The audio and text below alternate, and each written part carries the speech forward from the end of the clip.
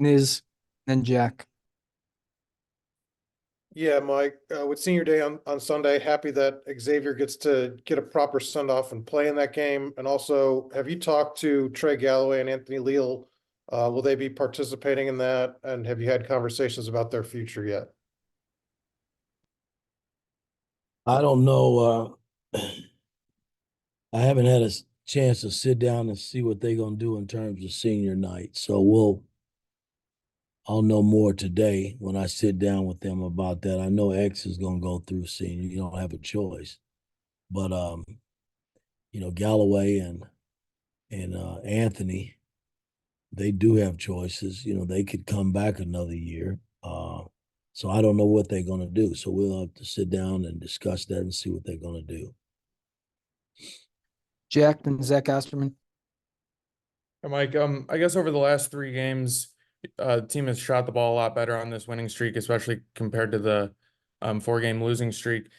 Why do you think that is? Is that better looks, confidence, better offense as a whole? What do you see as kind of the root of that? We could just continue to work, and guys are starting to feel good about themselves. Having X back helps a lot. It speeds us up a little bit, and we're getting a lot more transition buckets where we're getting the ball up the floor, and guys are benefiting from it on the backside of passes. I mean, and that's what it normally happens when you make shots. Offense looks good and not hurting that we're playing pretty good defense and rebounding the ball with our opponents. So that helps a lot as well. Zach, then Alex. Mike, sorry, you had 28 assists on 30 made baskets the other night. You've talked about the impact of having X back. You've talked about sort of Trey's individual improvement running the point, but just what does it do for your offense having two guys that are so experienced? And obviously, when you look at their assist numbers, the way they can pass the ball, they can both kind of be primary offensive outlets for you in terms of getting you into your stuff, whether it's transition or half court. Well, I've been screaming all along about having Xavier back.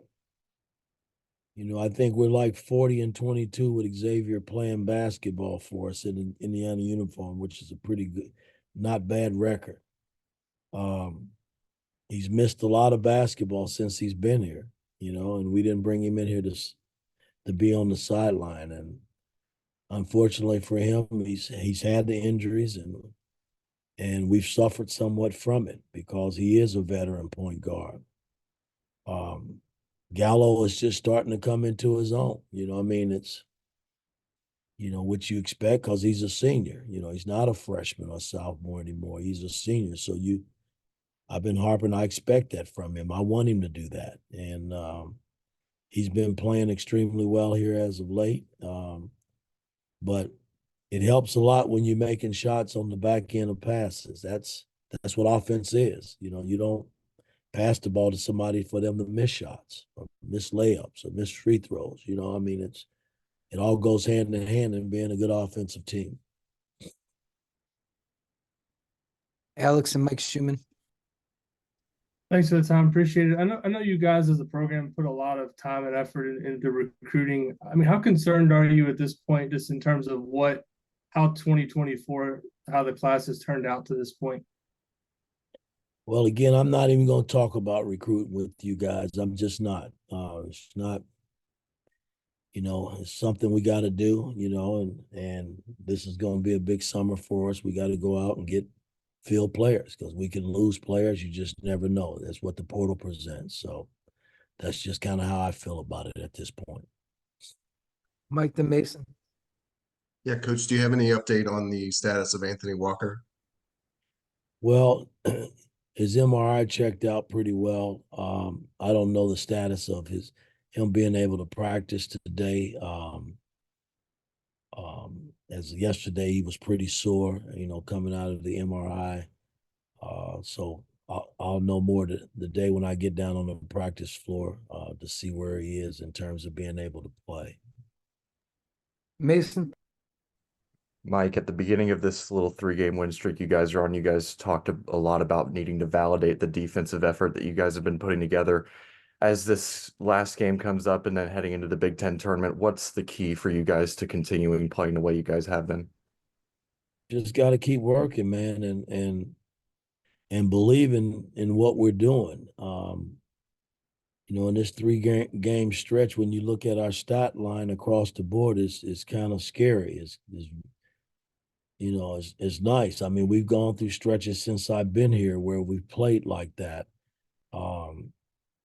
But it's kind of nice to see because guys, they haven't quit. They continuing to work and practice and trying to get better as a group, man. And that's kind of nice to see from a coaching standpoint. So, we just got to keep doing what we're doing and doing it at a high level and doing it for 40 minutes. I mean, that's the key. We just been out playing our opponents, these last three games. We've been playing harder than those guys.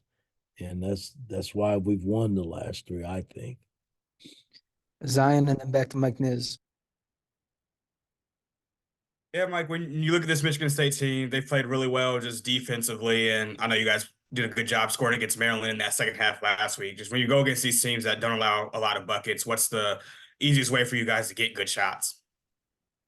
Well, again, I mean, we just got to just keep executing and doing what we've been doing here as of late. And we got to let our defense create offense for us. I mean, that's something that we've done too here of late. Michigan State is a good basketball team. They're well coached. They play hard, and we got to go out and commit ourselves for 40 minutes, knowing that we got to play just as hard as they play and see what happens. All right, Mike, last one. Yeah, you missed the first part of my question at the start. Just in terms of Xavier, how happy are you that he actually gets to be on the floor for senior day and play? Given what he's went through the kind of last 2 years, just to have a moment here in front of Assembly Hall. No, it's special. It should be special for him. I mean, when you put 4 years, he's been 5, 6 years in college, a long time, playing this sport, man. And now you wind down and come to the end of your college career, man. It's a special night for him. And, I couldn't be more proud and more happier for X because X has gone through a lot, man. I mean, from the time I got him, I coached him, hard. I was tough on X, man. And X, he wanted to give you all he could give you. And the injuries just set in and he just wasn't able to be on the floor a lot. And so this should be a special night for him and his family, man, because now he's got to figure out, once he leaves here, where, what's next. I mean, that's the beauty about playing sports and getting an education. You still got to go out in the workplace and figure out the rest of your life. And, I'm going to always be there for him. If he needs me, I'm going to do whatever I can to help him, do whatever he wants to do in the next phase of his life. That's what, for me, that's what coaching is all about. So, but it should be a special night for he and his family, man. All right, thanks, Coach.